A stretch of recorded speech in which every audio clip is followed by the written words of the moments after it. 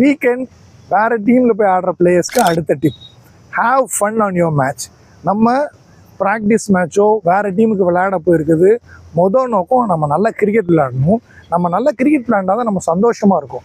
அதுக்காக தான் போகிறோம். நீங்கள் அங்கே போகிறது, வெயிலில் நிற்கிறது, போலிங் போடுறது, ஒர்க் பண்ணுறது, இது எல்லாத்தையுமே ஃபஸ்ட்டு என்ஜாய் பண்ணுங்கள். நீங்கள் எப்போ என்ஜாய் பண்ணுறீங்களோ, சந்தோஷமாக இருக்கீங்களோ, உங்களோட பர்ஃபார்மன்ஸ் உங்களை அறியாமையே எக்ஸ்ட்ரா நீங்கள் எஃபர்ட் கொடுத்துட்டே இருப்பீங்க. ஒரு டீமில் போயிட்டு நீங்கள் எக்ஸ்ட்ரா எஃபர்ட் எப்போல்லாம் கொடுக்க ஆரம்பிக்கிறீங்களோ அந்த டீம் உங்களை சாம்பியனாக பார்க்க ஆரம்பிப்பாங்க. நம்மளோட பார்வை நமக்குள்ளே இருக்கிறது ஒரு விதம், நம்ம நல்ல பிளேயர் நமக்கு தெரியும்.